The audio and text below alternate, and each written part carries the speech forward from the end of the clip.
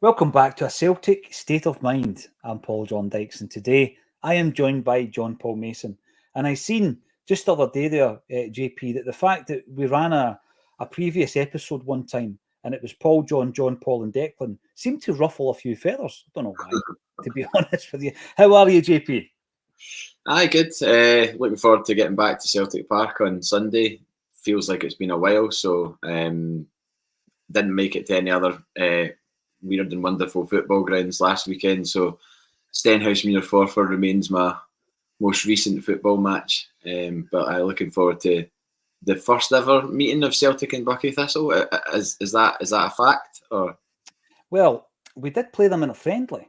We Right. did play them in a friendly, but certainly the first competitive meeting of the two clubs.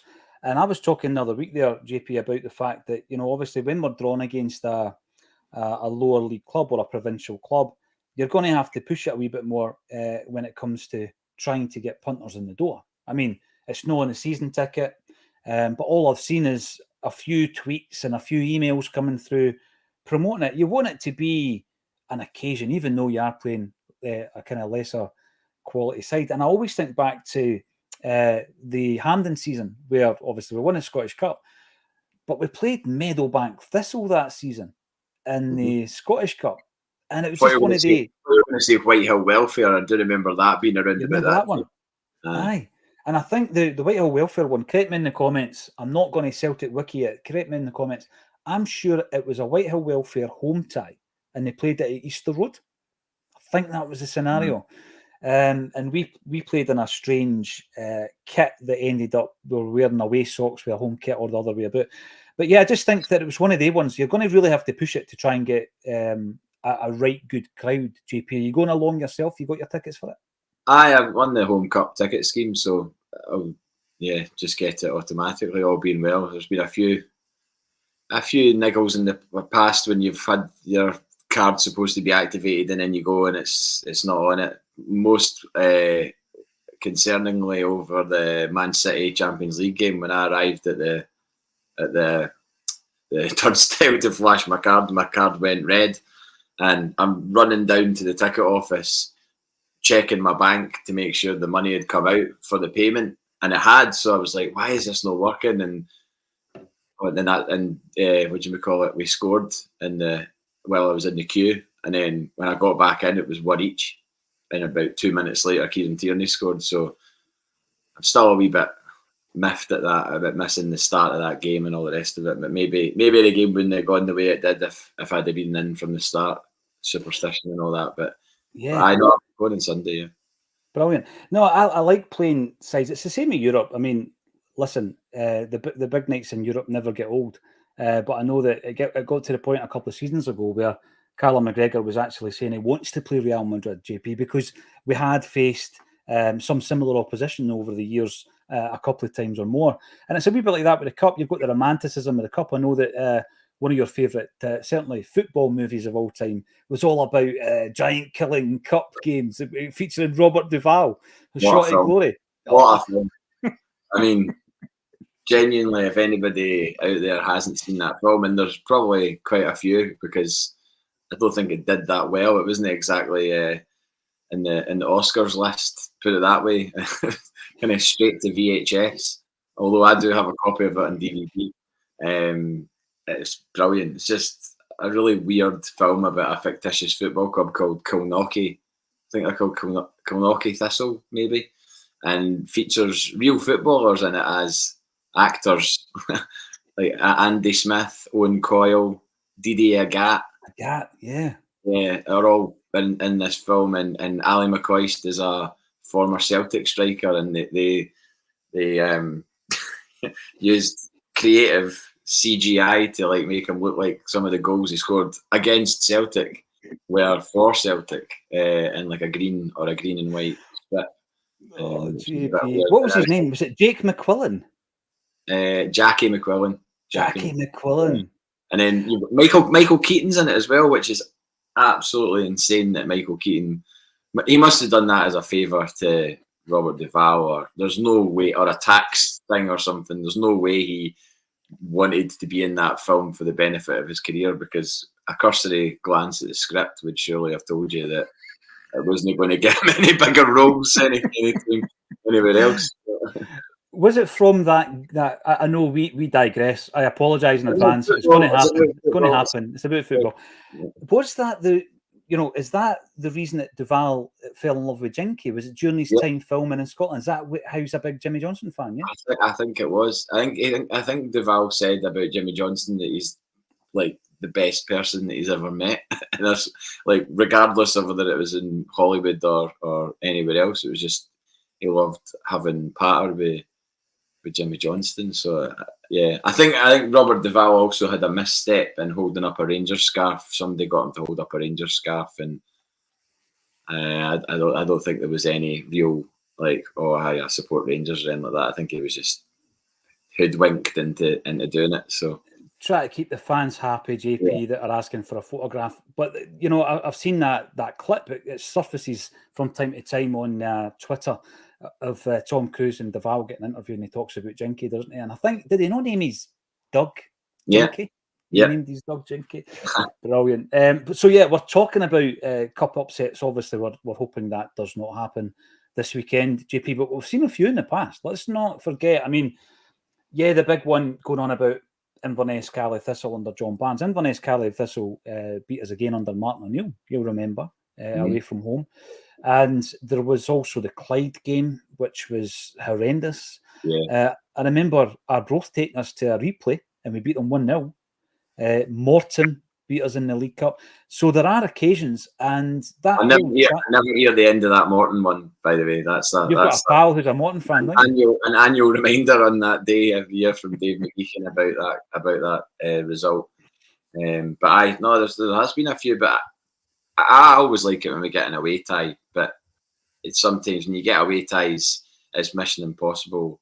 Tom Cruise reference there, another one, to get tickets, because these clubs and grounds aren't really built for a Celtic support coming along. You need to treble or quadruple the size of the ground in order to accommodate the amount of people that want to go to these games, even though it is on a freezing cold weekend in January. Is there something about going to away games at that time that's, I don't know, it's great. Like, it's old school.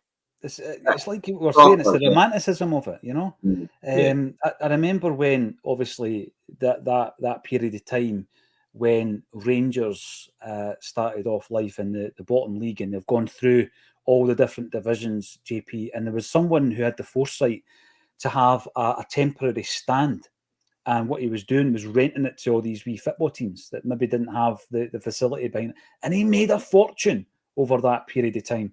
And then there was the story that just surfaced recently on, I think it was JP Taylor, the Celtic SLO's Twitter page, talking about the fact that when we had the temporary stand under Fergus also used to rent it out, JP. So it had to be restructured for every home game. He would rent it out. He was like, I'm not leaving that sitting there when I could be renting it out. And he would rent it out. Genuinely didn't know that until today. And that's sat or stood in that stand a few times, during its inception. I can remember being absolutely hammered in it one day when I thought I thought Reggie Blinker was still in the park, and I was shouting for him to get taken off, and he'd been sent off in the first half. It was against Motherwell, and all the guys around about me were slagging me because I was definitely more than 3 sheets to the wind.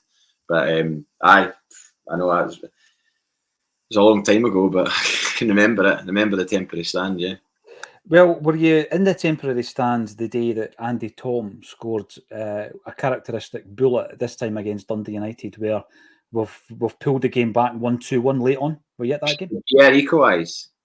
Pierre Van Hooydonk equalised. Pierre did, yes. And Andy Tom said, no, I was that was on BBC, if I remember, and I ran out to my dad, who was in the back garden, when the equaliser went in, and thought, oh, we've got a replay. All's not lost. And then lo and behold, scored the winner and didn't need a replay. So I do remember that. That was on Console telly, as they call it. So I remember watching it. I didn't have Sky. Well, the reason I bring it up, we've gone from, cup upsets to away grounds using temporary stands to Fergus using the temporary stand to a goal that was scored in front of that by Anton. German. By a German. We got there in the end. We got there, JP. A long way for a shortcut. And yeah, obviously, there was the first press conference with our new signing, Nicolas Kühn. I think you pronounce it. I'm being told. And yesterday, we had Jim Orr up there representing Acsom. It's always great. And then what then happens is the club will send you either the audio or the video. We got the video through, and I decided to fire it up on the social media channel. It's not yet up on the YouTube, because I think most of the other fan media channels will have it up there. I might add it on there as well to one of the playlists. But the reason we're bringing it up, obviously, I thought he spoke very, very well. You can't judge players on how they deal with their first press conference, JP. But I was talking yesterday with a pal of mine about, I never want to hear somebody coming in and saying, oh, Celtic are the only club I ever wanted to play for, right? Because we've seen that speech bubble on the front cover and Not the View time and time again as a parody. But at the same time, I also don't like players coming in and saying, oh, this is a great platform, I want to play in England. And it's about trying to get that sweet spot somewhere in the middle, where there's the real respect for Celtic, but not building himself up for a fall. Because I think Bangura said that he wanted to use Celtic as a platform, and the most recent one was Kwan. But yesterday, I felt that our new signing did very, very well. He comes across as though he's quite humble and focused. And I think he does see this opportunity because he's one of these guys who has been like a prodigious talent who's maybe not quite lived up to the hype so far. Yeah, I was listening to 20-Minute Tims do a scouting report on players when they sign, and they speak to someone who takes a kind of deep dive into the player's past and gives you, it's not all about the stats, but about what managers they've worked with and what clubs they've been at, and basically how the trajectory of his career has been so far. And although it wasn't mentioned in that scouting report, what I did take from the timestamps of all the sort of main moves in his career so far is that it kind of crossed over during the COVID period. So like 2020, 2021, well, 19, 20, 2021, 22.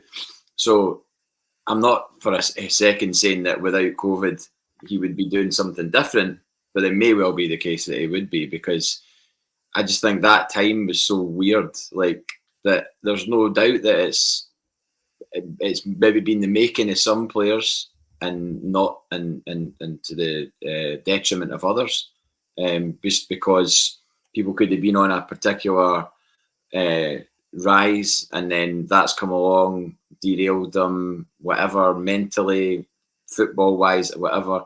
So it is interesting that he's just turned 24. So if you think about it, 4 years ago he was 19 or 19, 20, and that's when you were in deep in the lockdown and the pandemic and everything. So it does seem like he's kind of bounced about a lot of clubs, good clubs, in Ajax and Bayern Munich. You can't say that they're not big clubs, and there's no real shame in not being able to become a first team player at those clubs. I don't think we would have been in for him if he was. But the fact is that those clubs signed him in the first place. And I've heard bits and bobs about he's an injury prone, but I don't really see any, or that wasn't mentioned in the scouting report that the guys did at 20-Minute Tims. So I don't really know where that's come from and if that carries any weight. But I mean, I'm mainly excited about it because it seems on the face of it to be Brendan Rodgers signing, i.e. he's spoken about the player. I know that he spoke about some of the players that came in the summer, but it seems to be that conversations with Brendan Rodgers have played a big part in him coming here in the first place. Yeah, I would have thought. The only thing you can do in this scenario, I mean, again, I'm quite chilled about it. I think that the reason, one of the reasons, JP, and I've pitched this, and I've been called an apologist and pro board cheerleader and all the rest of it, social media for saying this. I would much rather take our time. And the reason I'm saying it is I thought the summer transfer window was, largely a bit of an abomination. I think from it, what we're going to get is we are going to be able to pull maybe 3 players, maybe 4 players all in out of that transfer window who will do a job. But what we needed at the time wasn't players that were going to take 6 months or 12 months or 18 months to bed in. We needed far more players for the starting 11. And on the one hand, it surprised me that we brought in another winger. But on the other hand, I'm thinking, right, he must be the one we want because it's taken us, 17 days to bring him in. Jungle Lion says we're in no rush because we've got 2 home games coming up. And I get exactly what he means here. Buckie Thistle, Ross County. We've got a squad that should be more than capable of beating both these sides without having any complacency about it. JP, if we approach the games the way that we normally do, prepare for them, and we play anywhere near our ability and the standard that we can, we will win both games comfortably. So there could well be the thought process, well, we don't have to get all the guys in the first 2 weeks of the window for the Buckie Thistle game. So I totally understand that. There are reports today from decent sources in relation to what else we're working on, who else is going to come in, hence the tagline that we are looking for a left back and a striker. And I don't think that comes as any real surprise, JP, but I'm going to go back to the point I made. If the guy you want isn't available or the people you're being offered aren't up to your standard, I'd rather we didn't bring somebody in who's not going to be playing football. We've got far too many of them at the club already. Well, you just said we could potentially pull. Did you say 3 or 4 or 4 or 5 from the summer transfer window that you could be positive about? I think Palma and I think Bernardo. And I know, by the way, it could be a flash in the pan, but I'm just going by what I've seen in the last 4 games from him. I think he is in the picture. Novrotsky, I think, has shown enough that second half of the season, Brendan Rodgers has said that he could be one of the players. And then I'm not decided at the moment about Yang and Home. I think both of them have shown flashes, JP, but they could well be guys that might start showing it in another 6 months. But I think, yeah, maybe 3 or 4 or 5 players. If that's the case, then you're looking at that fits in with the narrative of Celtic having a kind of 50-50 hit rate when it comes to transfers. So it's kind of perfectly aligned if you scroll back the last, I don't know how many years, but certainly the last 4 or 5, if you stack up all the transfers, it kind of evens it out at a 50-50, and that's just not good enough for a club of our size. We should be hitting, I'd say, comfortably 70-30 in terms of hits versus misses.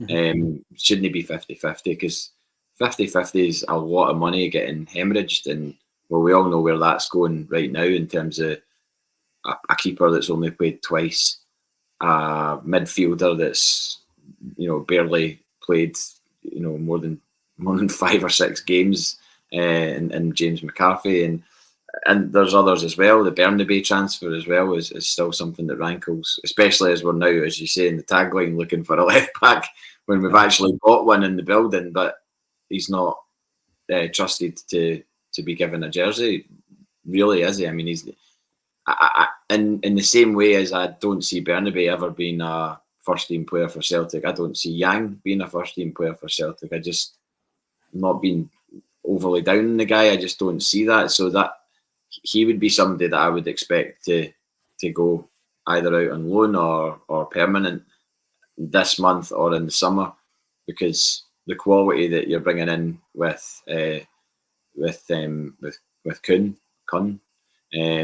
I just think it's night and day compared to what you've got there with him. And there's only a couple of years difference in age. It's not as if, I think everyone thinks there's all this room for development with so many players, but players are all they're going to be at a certain point in time. I don't think there's like this huge chasm of development for someone like Yang. Also, O as well. Do I see a future where O is the first team striker at Celtic? No. And I just don't think, if Kyogo was to leave, I don't think O suddenly becomes number 1 striker and all our prayers are answered. It doesn't seem that way for me, just from what I've seen of him so far, and I just don't know if there's that massive room for development there. And he's been here a while. This is the thing. I was talking about development. yesterday, because obviously we're bringing in a player who's 24 years of age. And I'm going to go back to one of the original points you made, JP, because Celtic have to look for these wee nuggets. We need to look for guys that perhaps at one point were prodigious talents, and for whatever reason, it's not worked out. Because Jota was one of these guys, right? Jota was one of these players who, in the Benfica academy, he was so highly rated, and it didn't actually happen for him. You look at a striker in Edouard, and I spoke about this yesterday. When we brought in Edouard on loan from PSG's academy, he played 17 games of senior football. 17 games. Mm-hmm. So you're taking a chance here, and I like the fact that we brought him in on loan first, as we did with Jota, as we did with CCV. Bernardo might be the next in that type of player that we bring in. We try it out. If they're no good, we send them back like Abelgard and Jens. And if they are good, then we decide whether or not they're worth the transfer fee. But I think at 24, he's a player that, like you said, if he had kicked on, he wouldn't be anywhere near Celtic, because he would have made it at Bayern Munich, or he would have made it at Ajax. Could it be that a particular coach can tap into some of the facets of a player's ability that he's not doing right? I think yeah, you can. And one of the examples I would use is Virgil van Dijk. So when Virgil van Dijk signs for Celtic, and we've got a wee bit of an insight on the Johan Mjällby night. Check it out, because we recorded it and it's on the YouTube channel, where I wanted to know what the process was, JP.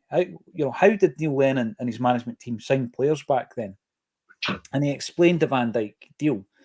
And the game that Mjällby had to go and watch, he was up against Ajax, as it happens. And the 2 goals that Ajax scored that day, who's to blame but Virgil van Dijk?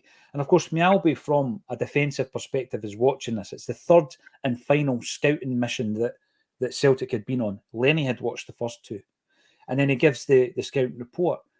But the question is, why hadn't Van Dijk been signed before we bought him? Why didn't? And then when he comes in, Lenny, he was basically the reason why there is a saying, which is, he's a Rolls Royce of a player, because that was Van Dijk, right? And he came in and he was head and shoulders above his teammates and the guys he was playing against.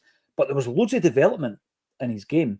And again, on one of the older interviews that I did with Ronnie Dyler on the Acsom channel, check it out on YouTube, he spoke about the development. And it sometimes isn't even the ability side of it, it's the lifestyle. So Dyler spoke about Van Dijk had to sort out his lifestyle if he wanted the big move. And then, of course, he didn't get the big move, he got the move to Southampton. And then he gets the big move. So I think players can develop at different times. And some of the examples I was using the other day, I thought Armstrong developed really well under Rodgers. I think he was 24 at the time when Rodgers came in. There's an argument to suggest that McGregor developed a fair bit. I know he was a wee bit younger. I think McGregor would have been 23 maybe at the time, 22. And there were others as well under Brendan Rodgers. So I've got no doubt that Kuhn, for me, is a player that there's bags and bags of potential. And people don't like you talking about potential when you're talking about a 24-year-old. And that's the issue, JP, right? Because they say, well, whatever he's going to do, he's done it. But I think if you marry it up with the right club and the right coach, you can get him to fulfill his potential or tap into it more than he already has. I think you have to be at a particular level already before a manager gets a hold of you, though. Like if you look at, it would be interesting to compare Jota's first 6 months at Celtic versus Yang's first 6 months at Celtic, because Jota, didn't hit the ground completely running, but he did enough in those early games to suggest that he was the real deal. Some of if you remember the pass for Kyogo in Europe, that was Jota, wasn't it? It was Jota to Kyogo. Mm-hmm. The pass where Kyogo took the ball, it took that amazing touch and then buried it. That was the one where the move starts and it comes to Jamesy Forrest first, doesn't it? And he brings it down on his the side of his heel, mm-hmm. and then he releases Jota, and then the ball goes through to Kyogo. That was. Yeah, but you could. But there was then same with Matt O'Reilly. Matt O'Reilly didn't come into the club as this Rolls Royce of a player as he's turning out to be, but there was enough what you saw in Matt O'Reilly early on to know that a good coach, be it Postecoglou or Brendan Rodgers, would get a lot more out of him. And I just think that be interesting to see what this new guy looks like straight away, because immediately your first impression, people's first impressions of Kwon and only impressions of Kwon are from a pre-season friendly, and now he's on loan at St Mirren. That's not a good look for anybody involved. That's not a good look for us, for our scouting team, for him himself. I mean, I've got a good mate who's a St Mirren fan, season ticket holder. I play football with him every Tuesday, so I'll get updates from him as to how chaos ensues in the west of Glasgow. I was going to make the point. JP. There is someone in your area who knows that you go live on a Thursday at 12:30, and they're in. Believe me, say something there. and they go at 1:15, and they put the siren on because it's every week. Believe me, it's incessant. I mean, I'm sure it's incessant all over Glasgow. To be fair, maybe not in the leafy climes of Bearsden or Mulgai or whatever, but no. Back to what I was saying about Kwon. I've got a mate who's a St Mirren fan, so I'll look forward to getting real updates, not data, not newspaper chat or whatever. I think you always get an honest appraisal from someone who's a lifelong fan of a club, and what they see in a player usually dictates reality. and I trust Neil's judgment. He's a football nut, so I'll look forward to hearing what he has to say about Kwon going forward, because it's a weird one. That is a weird one. How much did we pay for him? $1 million? A million, a sweet £1 million. And I know that's not a lot, but it's a third of what we just spent on Kuhn. So what's the this is the thing, JP, right? On its own, isolated, yeah, in terms of where Celtic are, it's not a great deal of money to pay for a player. But when you add them all up, and this is the thing, it's when you add all those players up. And I know that there's no exact science, but I'm going to go back to what you said about 50-50 not being good enough. And I agree with you. And the reason I agree with you is because Celtic Football Club, JP, should have the best people possible in these positions.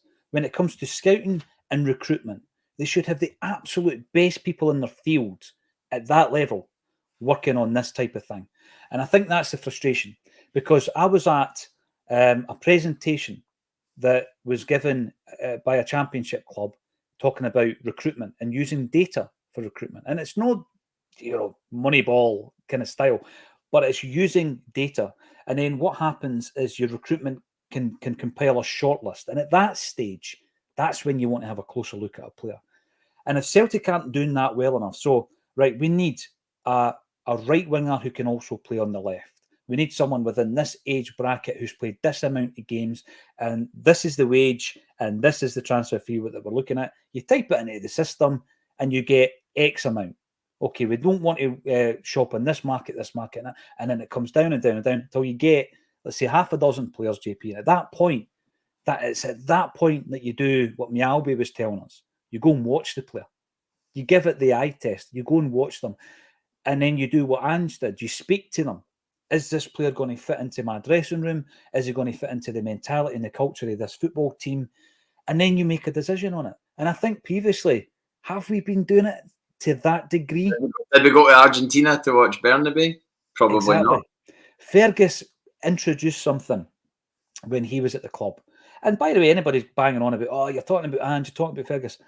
It's all relative to the conversation that we're having. So Fergus McCann, there was a rule at the football club that was broken once, JP, right?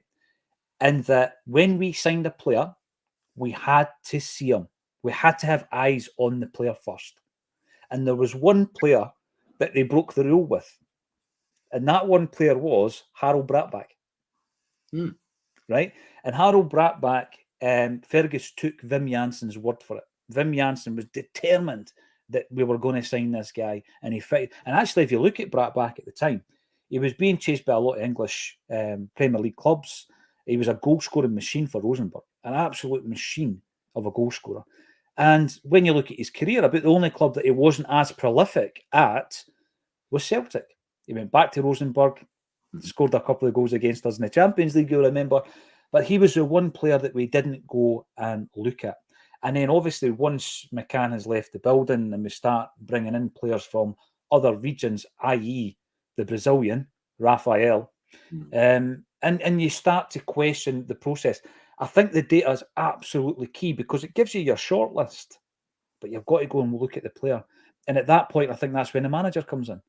So the transfer process, the recruitment process, JP, it is a collective. You need the data, you need the scouting team, and then going back to his first time at the club, speaking to someone in that scouting team a few years back, the process of jumping on a plane and going and watch the player is still a real thing. They're doing it all the time. They're all over the place looking at players. Then they do their scout reports, they bring them back, they present them to the gaffer. And then, and it whittles it down maybe from 6 to 3. And then you're down to your final 3 on the page, guys that you can actually bring to the club. You do a Martin O'Neill and rock up at Neil Wenning's flat and insist on staying. Aye, until you see the state of the flat. That's from the Alex Ferguson school of management, isn't it? Because he used to do that sort of thing where he would just kind of go on the charm offensive with the kids' parents and just be like, we'll do this, we'll do that. If it was, I mean, not that trying to sell Manchester United in the 90s or the 90s should have been a difficult thing, but if you're going up against, I guess, the bigger clubs in England, then maybe you do need to maybe you would have still needed to do that at points. But I think it's always nice to have a bit of a personal touch when you're making a signing because it makes a difference to the player, especially if the player's coming from another country. If it's just a case of, we watched a show reel of you and your stats are good and you seem like a nice enough guy. Like, it's better if there's actually been like a meal or something like that in Germany, or not, obviously it was in Germany, in Austria.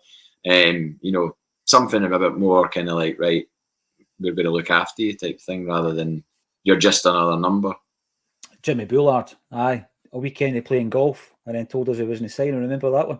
No, there's a great story George McCluskey tells about Jock Stein and Sean Fallon coming to his house. And Jock was famously teetotal. So what he would do is he would stay in the house with the mother and the boy being George, obviously. Celtic had signed his brother John as well. And the dad would go for a pint with Sean. And Sean liked a nip. And that's how they worked it. That was how they worked the dynamic, JP.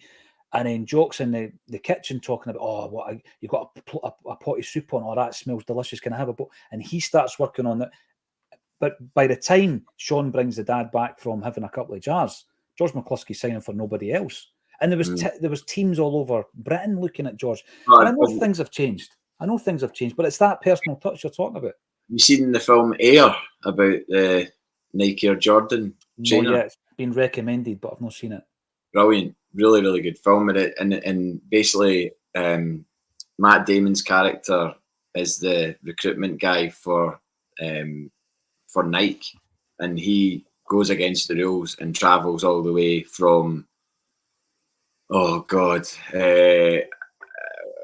Oregon to North Carolina, which is a fair trip. I think he drove the whole way. How much of this has been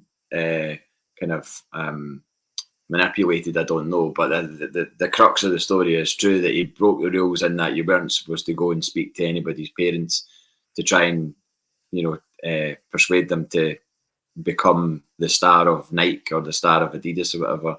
But he went, and his personal touch made the deal was already basically done with Adidas, and Michael Jordan would have been the face of Adidas.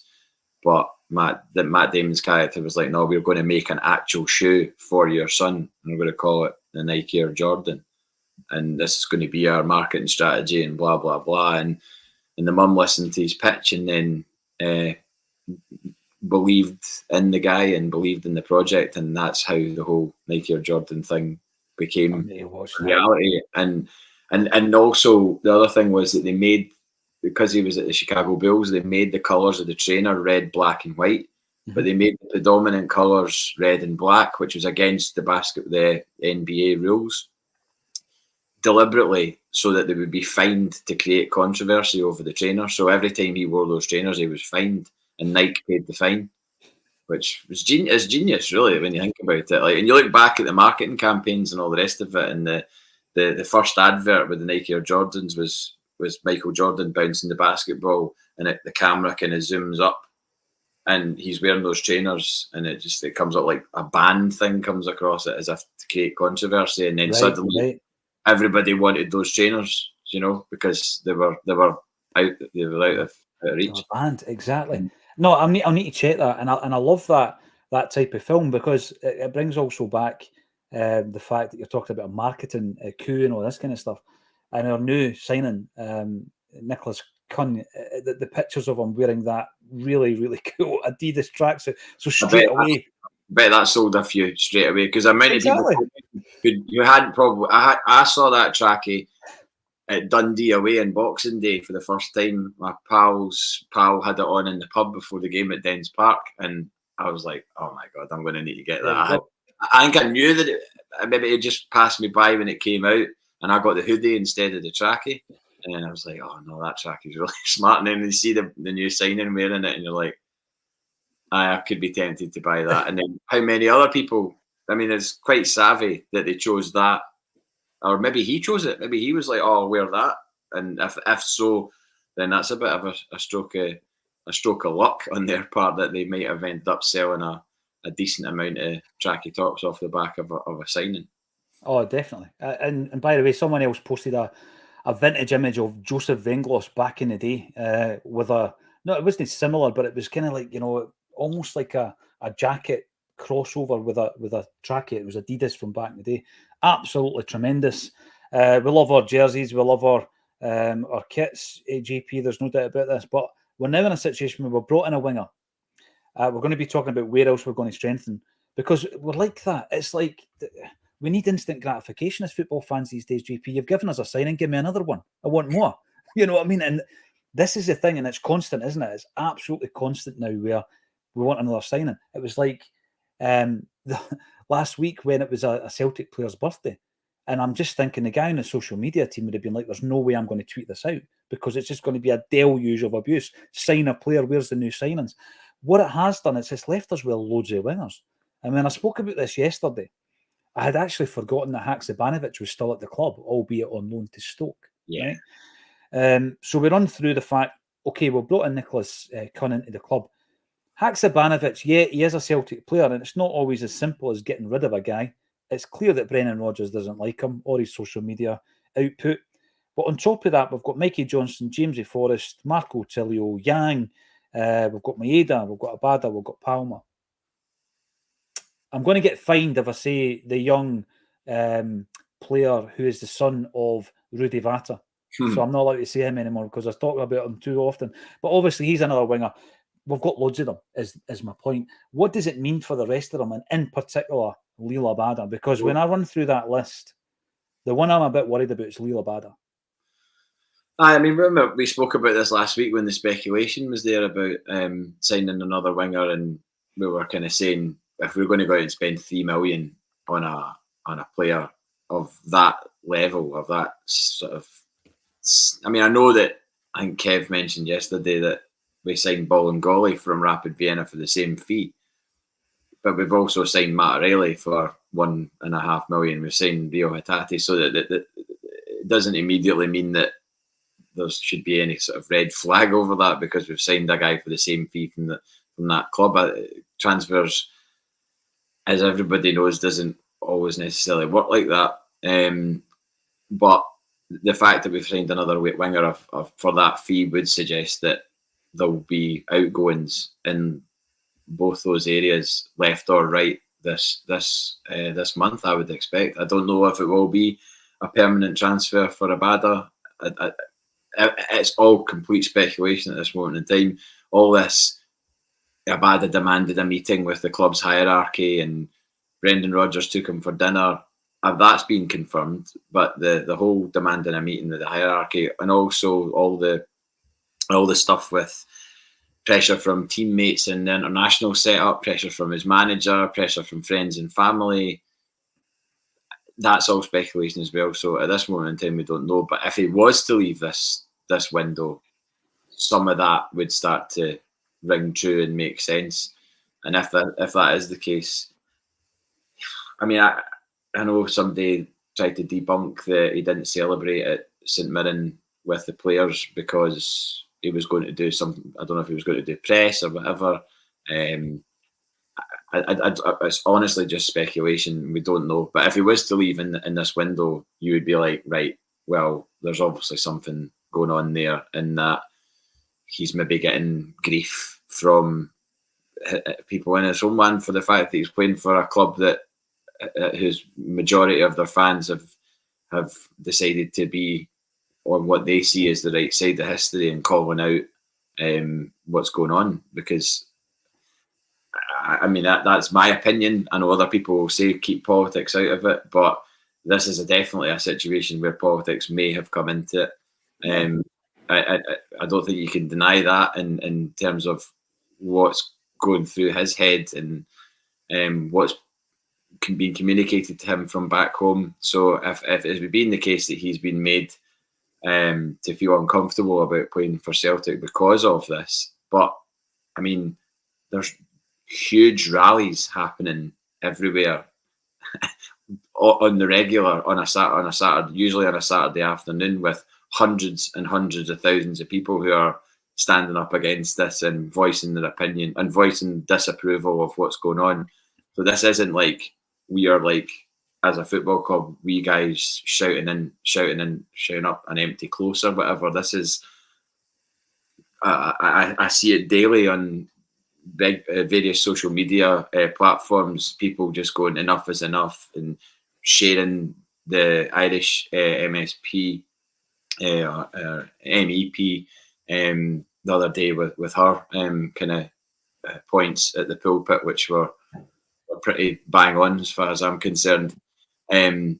So that there's all of that's going on, and if that is played into his thinking on where he should be playing his football, and if he wants to go and play at a club where there isn't any political voices, then fine. I don't have a problem with that. I mean, if it's making him uncomfortable in his personal life, I don't think you can blame him. You've got to see it from his point of view. I don't necessarily agree with him going along with that, but if it is the case, then that's what will happen. It would seem weird considering he's just signed a new deal for 5 years, but like I said last week, he signed that deal before all this really kicked off again with the attack on October the 7th and whatnot. So I don't know. It's a sad state of affairs that this is impacting a professional player's life, really. And then people will be like, "Oh, well, we shouldn't be supporting the Palestinian people." I mean, I think I would stand back at that point and disagree with that. No, totally. Because these rallies are happening in London and Glasgow and Edinburgh for a reason, and they're not full of maniacs and idiots, that are doing this sort of thing. So time will tell. We'll see what happens on 31st of January. Who's here, who's still here. But it would certainly say to me that there's going to be movement in that area, because we're very, very top heavy now. And as we said, we would be if he came in, and now he's in the door, and you've just listed all the players we've got. Tellio would probably be the other one that you would expect to. I don't really know what's going on with him either. I mean, Brendan Rodgers' comments on him suggests that he's just not up to scratch and for our league. The thing with Kühn is he's come in and he's only got Scottish football to concentrate on for the next 6 months. So he's got a fairly straightforward path in front of him in terms of what he has to negotiate. And you'd like to think, given where he's played so far, that the Scottish League will be something that he can potentially excel in rather than struggling. There's more of a risk, isn't there? If you bring a player in, I think, from Australian football, no disrespect to it, I've got a huge amount of respect for our Australian fan base as well. Jared and the boys speak so highly of Marco Tilio, and of course we've got history of a player like Tommy Rodgers who came in, who was, for me, just a phenomenal talent. But on the flip side, you've got a guy who came in, and Daniel Arzani, who was very, very highly rated. JP didn't work out for him. So for every Rodgers you've got an Arzani, for every Marco Viduka you've got a Marco Tilio kind of thing. And it's one of these things. I just think there is a transition. The thing with Viduka, of course, he was playing in Europe. when we signed him. He was playing for Croatia Zagreb. But it's a huge transition. And, a massive transfer fee in terms of an outgoing Australian. Moy's another one who was a very big player for Celtic last season. But yeah, it's one of the ones, if you want to run down the entire list and include Haksabanovic, who will be coming back at the end of the season for a short spell or maybe longer if he digs his heels in, and young Vata, who might be out the door in this window. You've got 10 wingers. You've got to start moving some of them on. I don't want Abada to move because he's a quality player. But I'll always go back to this, JP, regardless of the reasons why. And the reasons could be, anything from contract disputes to you want more money to you want to play in a different league to on this situation, which is, I would say, quite unusual and unique, whereby there's pressure politically for you to move. If you're unhappy, I don't think it's a good idea for you to stay at the club. So if it means that you're unhappy and you can't concentrate fully on your football because your head's elsewhere, then I think you've got to move on. I'd love Abada to stay because he's a phenomenal talent. He really is. And I don't think he's hit his peak yet at Celtic that he can attain. And he'd be a massive loss. Maida and Palma. The big discussion yesterday was around Palma because I think the first 3 months of Palma's career at Celtic, JP, have been more positive than not. I know that he's inconsistent. I get it. He's a different type of winger than Jota. On the socials, people were following up on the point saying he doesn't take on a man. Not every winger does. Does Abada take on a man? I don't think he's a jinky winger player who takes on a man and all this.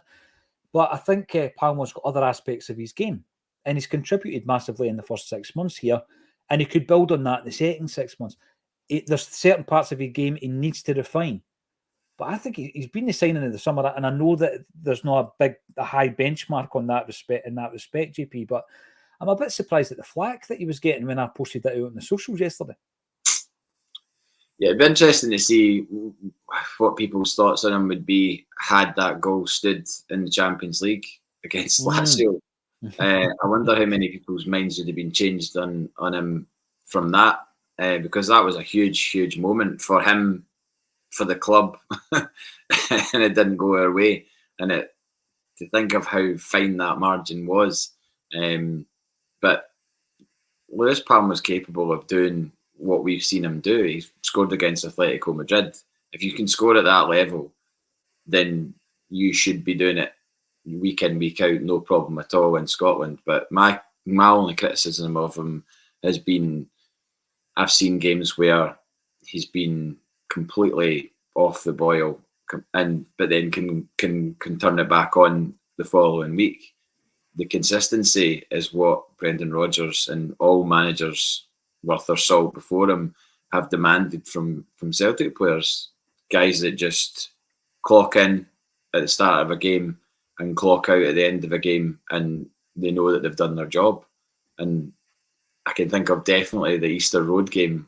If you look back and analyse Luis Palma's performance in that game, it was really poor. And I know that by and large we as a team that day weren't great, but that's a day when you're looking for somebody like him to pull something out of the bag with the prowess that he possesses in a game like that, where it's 0-0, it's sticky, it's away from home. Those are precisely the type of games where you need someone like that to do the business, and he didn't do it. And I know that he's done it in other games, and I know that his numbers are great, but he's not someone that I go into a game thinking, oh, we're guaranteed to get a great performance out of him today. Whereas I do feel like that about Matt O'Reilly, about Callum McGregor, Cameron Vickers. It's that's where you're at with them. And for a £3.5 million player, I don't know. I know we've not got a crystal ball, but it'd be interesting to see where Luis Palma goes from Celtic when he does go. I mean, not everyone leaves. How they leave is usually the interesting point, whether it's running down a contract, whether it's been picked up for much more money from another club, or whether it's off on loan somewhere. Or it'd be interesting to see what his trajectory is, given that he's 23, he's just turned 24, I think. Yes. Yeah, seen the pictures of him yesterday celebrating his birthday. Yeah, so I mean, that will tell you how good a player Lewis Palma is as to where he is following Celtic. Yeah, no, you're right. Absolutely, he's not the finished article. But we go back to the original point you made, JP. If he was, we wouldn't have got him. And this is the thing, that these players are going to have parts of their game that need refined. And once they get to that point, then you're looking at a Carter Vickers situation or a Hatate situation or an O'Reilly situation where there's then going to be massive interest because they've either managed to develop under the regime or under the manager to a point where they've taken that step up. Because if they don't take that step up, they'll remain at Celtic. And that's no disrespect to us as a football club. It's just that the minute you get to that point where you've actually managed to step it up a few levels, other clubs are going to be interested in. That's where we are. I'm going to bring this up because I mentioned Sean Fallon earlier on, and Celt88, rest in peace, Sean Fallon, a Celtic giant. Sean Fallon, of course, passed away 11 years ago today. And I had the pleasure of meeting him, JP. I had an incredible kind of 2-3 hour meeting with Sean Fallon, and it was outside Wintersgills in, is it Great Western Road in Glasgow? Yeah. And what happened at that point was I had been trying to get an interview with the former Celtic fullback Chris Shevlin, because when I'm doing any kind of research for a book, I try and interview everybody who was there, everybody. And a lot of the interviews never made it anywhere near the book, which was one of the reasons that prompted me to get on the old podcasting game, because there was a lot of interviews that I felt were being lost to the depths of time because I wasn't able to get them in the books. I've got the book. I don't know if you're looking for the Iron Man book. I've got the book on the shelf there. A brilliant book by Stephen Sullivan. And it was one of the best moments ever as a Celtic fan, JP. Just sitting out there, beautiful sunny day, chewing the fat with Sean Fallon. Unbelievable. Well, you got 2 or 3 hours. I got 2 or 3 minutes at Seamill Hydro.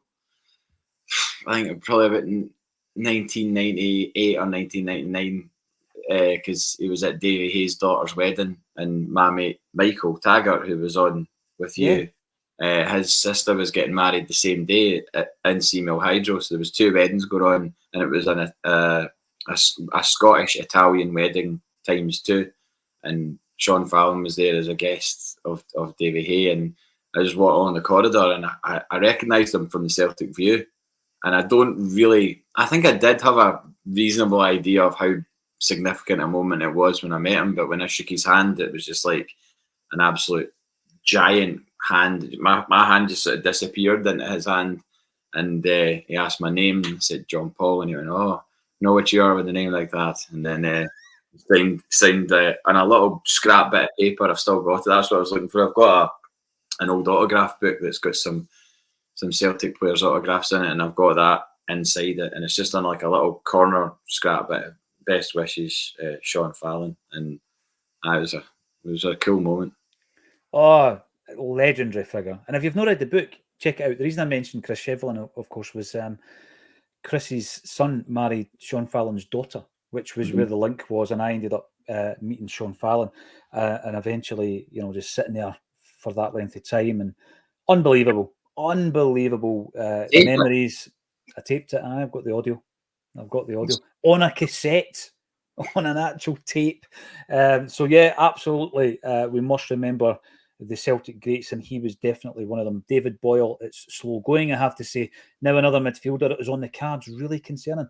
I wouldn't have thought that was a priority. The ones on the tagline for me are your priorities at left back and striker now. Ewan Boy Martin, taking my youngest daughter to the game on Sunday. Hopefully a good game with lots of goals. How do you think it'll go, JP? Because it's not one of these ones because they're a team that's a provincial club or that you're going to automatically win at a canter. You can never approach these games like that. It never always works that way, does it? But it'll be great. It'll be great to get back to action. It'll be great to see the new guy. Obviously, we're a few players short because of the Asian Cup. But I expect it to be comfortable. I wonder if another keeper will get a run out. I mean, these are the type of game. If you're Scott Bain or Benjamin Siegrist and you're not getting a game in a home tie against Bucky Thistle, why? I mean, what chance have you got? Surely. I know that everybody would say play your strongest team and everything else. And I guess I'm a supporter of that as well. But I mean, how could you? Somebody would then say, I'm sure if you looked at their bank account, they would be quite happy with their lot and not getting to play games. But I would be desperate to play a game, any game, for Celtic if I was in the building as a registered player in the squad and all the rest of it. And so if the team comes out on Sunday and Joe Hart's in goal, I just don't know what that says for. I don't know what that says for the other keepers at the club, because put it this way, if we had signed another keeper that was being sort of prepared to take over from Joe Hart, and he was at the club right now and he didn't get a game in that game, say Hart's still the number one, but he doesn't get that game on Sunday, then what's going on? It's just such a weird scenario. I know the goalkeeper is a really niche position, but it's still, it would be strange to me if Joe Hart does start that game on Sunday, purely because we've seen so little of Benjamin Siegrist at Celtic. No explanation given really for his long stretch of time out of the squad. Scott Bain overtaking him as a number two. I mean, I think you know what you've got with Scott Bain, and a guy that's just happy to be at a club like Celtic and be getting paid well, and all the accolades and the trappings that come with being a Celtic squad player. And you think to yourself, what is Scott Bain going to do out with Celtic? Could probably be a number one, but he's not going to be a number one in the English top league or anything like that. You know, he'd probably maybe Championship. Who knows?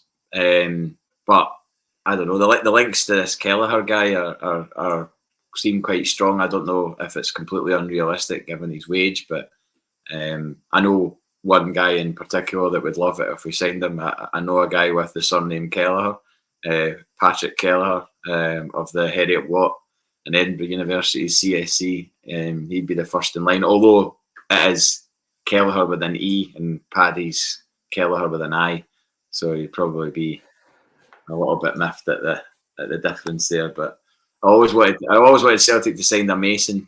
Never happened. Well, listen, I'll tell you something. Well, just because it would be so funny to have Mason in the back of a Celtic strip, and Paul Mason could have been a possibility in the 80s. Yeah. And apparently Rangers were interested in him, and he stayed at Aberdeen and then scored 2 goals against them in the Scottish Cup final. I don't know. It was the final, was it? It was one or the other, It must have been the League Cup final, because it was 89-90 and we won the Scottish Cup in 89-90. Right.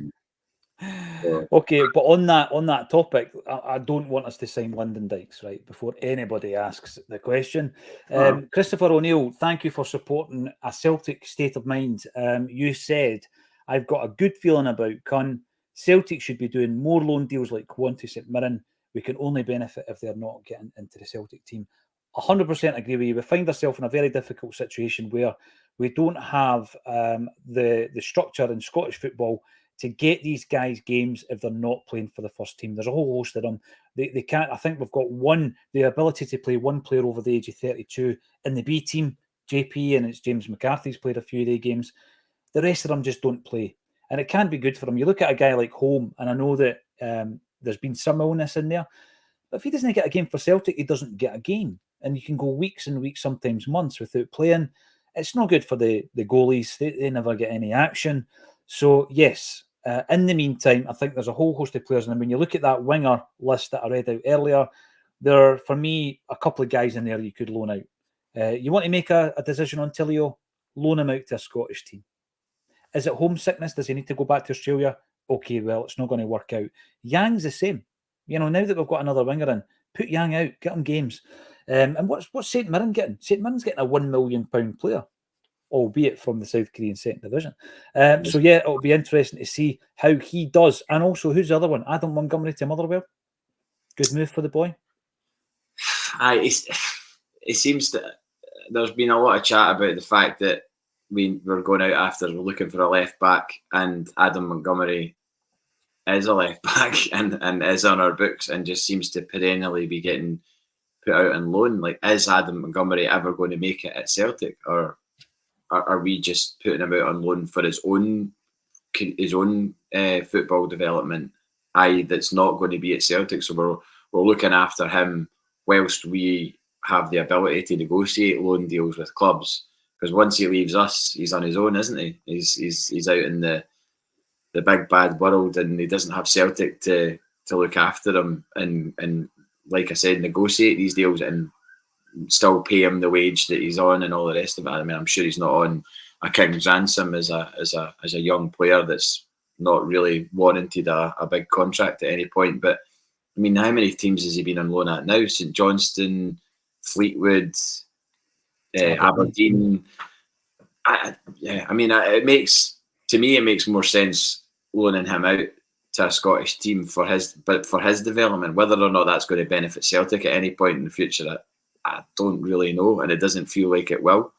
The Kwon deal, whilst it's again good for the player, will that benefit Celtic in the future, or is this just to have a player out playing games for his own benefit, rather than kicking his heels on the bench or maybe playing the odd game for the B team? It just doesn't.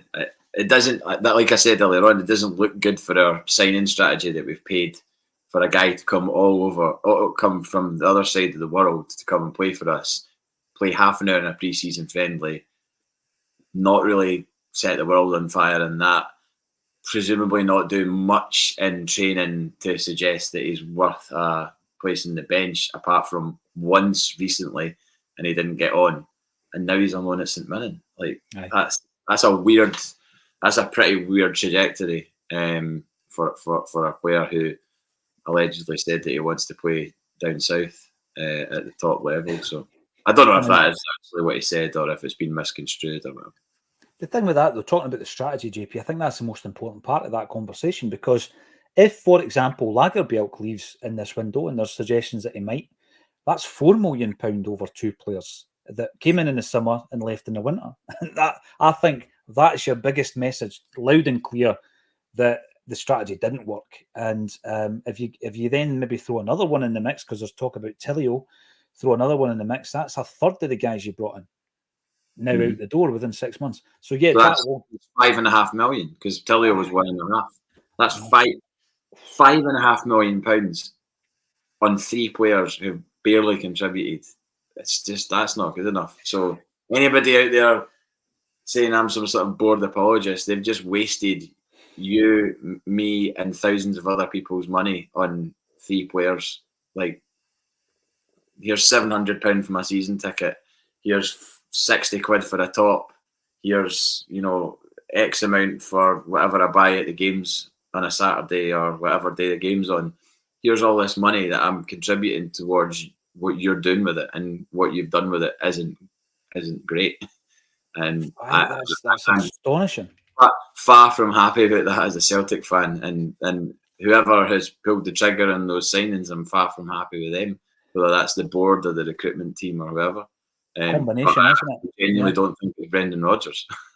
No, this is the thing. And if Brendan lets him leave, then he's telling you it wasn't his doing. He is telling you that he's washing his hands of it. Someone mentioned yesterday, I never got around to bringing it up, about the James McCarthy deal. Yeah, JP and I have spoken about it a fair bit. But let's not forget, when McCarthy came in the building, the CEO was not Michael Nicholson. It was not Peter Lowell. It was Don Mackay. So who knows who signed off that deal. FTB, great to see you. Good afternoon. Hoops Troops, bring back Screamer Celica. Hail, hail. I love a bit of the Screamer Celica. Listen, it might come back. And it's one of these things, availability of people to come on it, etc. But there's a lot of changes happening at Acsom as we speak. And I would love to bring it back, talk about music for an hour. JP, I'm going to ask you about a wee gig that you told me about before we came on live, because it was right up my street. And it's got a bit of a twist. Tell us about, everybody knows the relationship between Oasis and King Tut's Wah Wah Hut. Of course, that's where they were seen for the first time by Alan McGee, who decided to offer them a record deal on the basis of the set that wasn't even in the diary. And the whole thing's turned into an incredible rock story. But there's another Oasis band coming. It's a tribute band. Tell us a wee bit about it, because I find this kind of stuff brilliant. Definitely one of the most mental things that's ever that I've ever come across. Anyway, there's a French Oasis tribute band playing next month on the 9th of February. It's a Friday night, and they got in touch with the bookers at Tuts and asked to play, purely because they're obviously Oasis staffed, and the connection with the venue is undeniable. But in that band, on bass guitar, is former French footballer Eric Dimeco, played at left back for Marseille and Monaco, and also played in the 92-93 season game against Rangers and in the final against Milan. And I don't know the backstory of how he ended up being in an Oasis tribute band, whether it was him that started it or not. It may well have been, but the videos that you can see online of them, they're all wearing Man City tops and pretty green stuff and all the rest of it. It's quite something. If nothing else, it will be a good laugh, I think. It's bizarre. It's bizarre. Just in that 2 minute or that 1 minute description, you've sold me on it. I mean, I want to go to that. I don't know what I would be getting myself in for, but I'm going to rep it just so that I can meet the guy and have some patter with him and find out exactly how it all came about and how he ended up being in an Oasis tribute band. It's incredible. I mean, we're big in France. Weirdly enough, I nearly went to see Oasis in Marseille, which I'll talk to him about. I wonder if he was actually at that gig. But when I was living in France, when I was at uni, Oasis were playing a gig in Marseille, and I remember asking people about it, and they put me off going because they just said Marseille was really dodgy and I wouldn't go down there yourself. I mean, I was 20 years old at the time, and they were just like, "Nah, don't go there, don't go there." So I didn't make the journey. It was only Nice to Marseille is only a couple of hours, so it wouldn't have been that mental a journey to do. So, but it was on the standing on the shoulder of giants tour. Oasis played in a fairly big venue in Marseille, actually, and they always did all right in Paris as well. Was it in France that they split up their final gig? I'm sure it was. Might well be. You've made me quickly check the 1993 UEFA Champions League final between Marseille and AC Milan. We know that Marseille won it, and I was saying to you before we came on live, JP, they were never revoked. That title was never revoked. It was the league title that was revoked due to Bernard Tapie, they appropriately named. And the goal that was scored, the one and only goal that was scored for Marseille in the final, was Basil Bowley. Marseille had a phenomenal Adidas equipment jersey. You will remember it, white with sky blue. But listen to this. For names, this is vintage football from my youth, right? So the AC Milan team: Rossi, Tassotti, Maldini, Albertini, Costa Curta, Barresi, Lentini, who for a spell was the world's most expensive. $12.5 million. Remember that? Rijkaard, Van Basten, Donadoni, and Massaro on the bench. Jean-Pierre Papin, who obviously who played with Marseille, and some of the names in the Marseille team: Barthez. A guy called Eric Dimeco, whatever happened to him? Basil Bowley, Frank Sauzet, Marcel Desailly, Alan Boxic, Rudy Voller, Abedi Pele, Didier Deschamps. Mate, that was vintage football. Boxic, what a striker he was, Alan Boxic. Incredible. Yeah. And the guy playing left back is going to be at King Tut's playing bass guitar in an Oasis tribute band. This is a kind of thing you get on Acsom, JP. Well, occasionally you can tie football and music together, and that's certainly definitely is. It definitely is. Seamless, absolutely seamless. Thank you, everybody, for getting involved. 1,000 strong on this Thursday afternoon. It's always an absolute pleasure. Get subscribing to the channel, give us a big thumbs up, and get involved in everything that we're doing.